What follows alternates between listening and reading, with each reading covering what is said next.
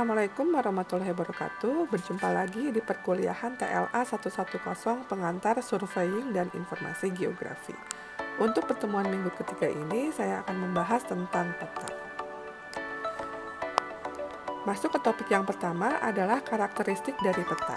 Yang pertama adalah peta disajikan pada bidang datar dalam bentuk 2 dimensi. Jadi kalau kita lihat, peta itu disajikan dengan dalam bentuk bidang dan yang 2 dimensi, ya. Di sini bisa dilihat di gambarnya. Kemudian karakteristik peta juga yang kedua merupakan bentuk reduksi dari keadaan yang sebenarnya. Jadi ukuran yang ada di peta itu tidak seukuran atau tidak besarnya itu sudah mengalami reduksi atau pengurangan dari ukuran yang sebenarnya. Kemudian yang selanjutnya merupakan suatu bentuk penegasan dari unsur yang terdapat di muka bumi. Sebagai contoh, di sini ada garis kontur yang disajikan dalam peta, tetapi di lapangan atau di kondisi kenyataannya, garis konturnya itu tidak terlihat. Jadi di sini peta itu menunjukkan atau memberikan penegasan dari unsur yang ada di permukaan bumi. Ya, jadi kalau di peta itu kan ada penggambaran kontur, ya, kontur ketinggian umpamanya 30 meter, 40 meter, 10 meter, sedangkan di kondisi sebenarnya sendiri untuk garis konturnya itu tidak terlihat. Karakteristik yang berikutnya, dalam penyajiannya, peta mengalami suatu proses generalisasi sehingga tidak semua informasi perlu disajikan, ya. Tadi selain mengalami reduksi, peta juga mengalami generalisasi. Di sini saya berikan contoh peta dengan skala 1:1 juta dengan peta skala 1:350.000. Dengan lokasi yang sama, ya, bisa dilihat peta dengan skala yang kecil, ya. Skala yang kecil itu adalah yang 1:1 juta ini, dia menampilkan informasinya tidak terlalu detail.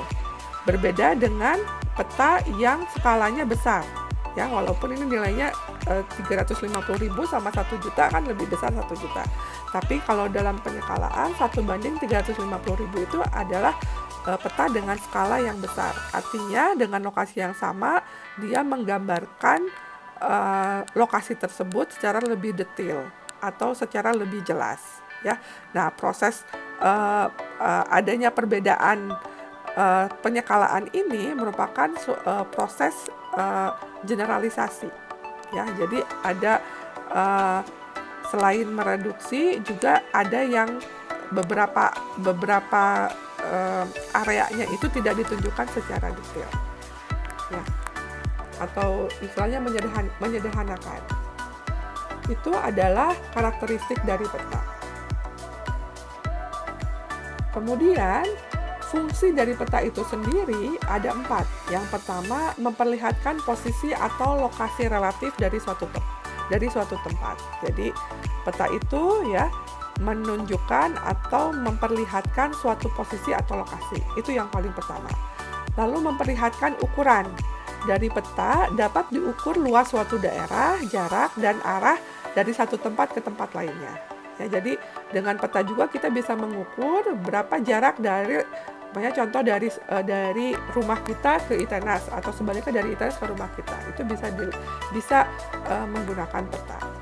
Kemudian fungsi yang berikutnya adalah memperlihatkan bentuk atau unsur yang terdapat di permukaan bumi. Jadi kita tahu kalau di permukaan bumi kita itu atau di sekitar area kita itu adalah ada gunung, kemudian ada unsur-unsur atau objek-objek lainnya yang dipetakan dalam peta tersebut.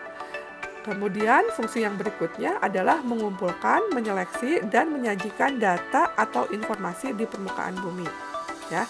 Jadi peta itu sendiri mengumpulkan atau mendokumentasikan, ya, informasi yang ada di permukaan bumi. Berikutnya,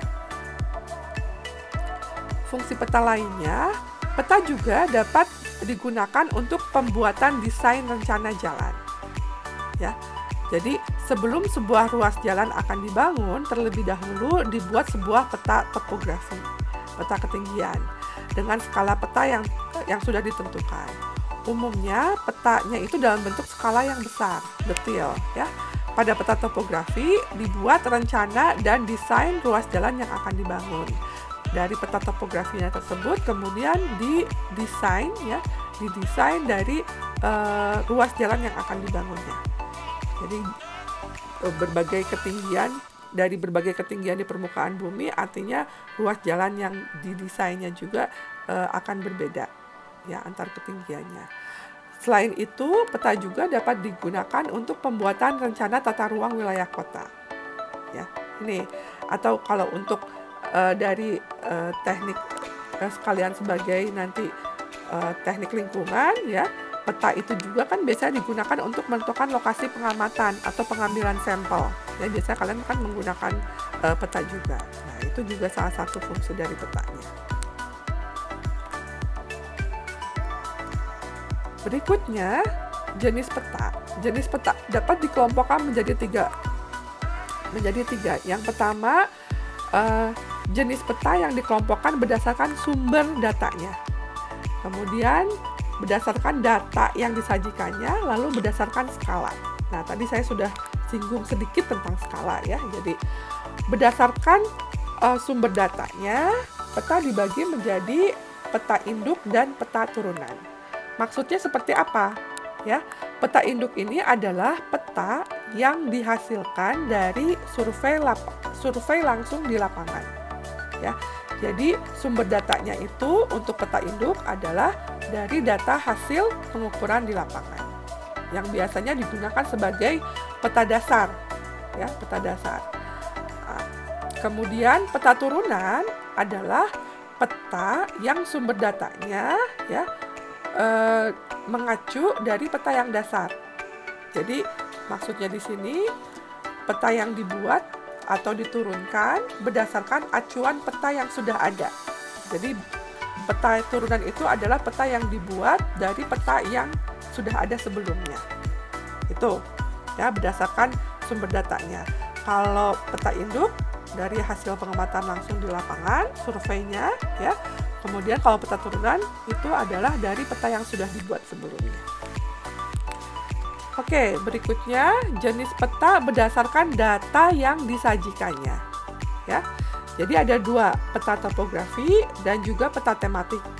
Peta topografi ini adalah peta yang menggambarkan semua unsur topografi yang ada di permukaan bumi. Ya, baik itu unsur alam, sungai, garis pantai, danau dan lain-lainnya. Itu yang sumber alamnya ya. Maksudnya sumber objek di permukaan bumi yang alami dan juga yang buatannya. Ya. Lalu untuk peta tematik adalah peta yang hanya menyajikan data atau informasi tertentu saja sesuai dengan temanya. Ya, jadi berbeda di sini. Berdasarkan data yang disajikan, peta topografi yang menggambarkan semua unsur topografi yang ada di permukaan bumi. Peta tematik yang dibuat ya, yang dibuat atau yang data yang disajikannya ya, data yang disajikannya nanti bisa kembali sama yang sebelumnya ya. Peta tematik itu adalah peta yang menyajikan data tertentu dengan tema-tema tertentu. Nah, jadi nanti kedepannya kalau kalian membuat peta di dalam pekerjaan kalian, nanti umumnya akan membuat peta yang tematik. Jenis peta berdasarkan skala ya, ada peta dengan skala besar, peta dengan skala sedang, peta dengan skala kecil. Masing-masing skala besar ini ada contohnya ya. Jadi di sini maksudnya peta dengan skala yang besar adalah menyajikan gambar dalam ukuran yang besar, sehingga data topografinya ya atau data objek yang di permukaan buminya atau informasi yang digambarkannya itu lebih rinci atau lebih detail ya. Jadi sebagai contoh untuk keperluan teknis biasanya untuk peta skala besar itu seperti tadi yang saya berikan contoh untuk mendesain jalan raya atau untuk kalian teknik sipil untuk ini contohnya untuk teknik sipil. Untuk teknik sipil ya tadi pembangunan jalan gitu ya, atau untuk kalian untuk menentukan lokasi pengamatan juga kan biasanya menggunakan peta dengan skala besar ini. Kemudian peta skala sedang ya, ini adalah dalam ukuran yang semi-rinci ya, semi-rinci atau dia itu di antara yang skala besar dan skala yang kecil. Ukurannya itu contohnya skalanya ini ada ya ukurannya. Kemudian peta skala kecil adalah peta yang dibuat dengan skala yang hanya dapat menyajikan dalam ukuran yang kecil, sehingga tingkat penyederhanaannya atau generalisasinya atau reduksinya ya itu semakin besar. Jadi tidak terlalu jelas atau tidak terlalu detail. Tadi yang saya berikan contohnya tadi yang gambar sebelumnya itu ya. Oke, bisa dilihat nilainya, mana dia yang skala besar, mana dia yang skala sedang, mana dia yang skala kecil. Berikutnya skala peta. Peta merupakan bentuk penyajian objek di permukaan bumi ini dalam bentuk yang lebih kecil dari daerah yang dipetakannya. Ya, tadi sudah dibahas, sebelumnya juga sudah dibahas. Jadi objek yang di permukaan buminya itu dibuat lebih kecil dari daerah yang dipetakannya. Akan tetapi ini harus memenuhi persyaratan bahwa besaran suatu jaraknya itu atau suatu objeknya itu dibandingkan dengan besaran jarak yang disajikan pada petanya. Perbandingan jarak di peta dengan jarak sebenarnya di lapangan disebut dengan skala peta. Nah, pemilihan suatu skala peta akan tergantung dari tujuan penggunaan peta yang bersangkutan.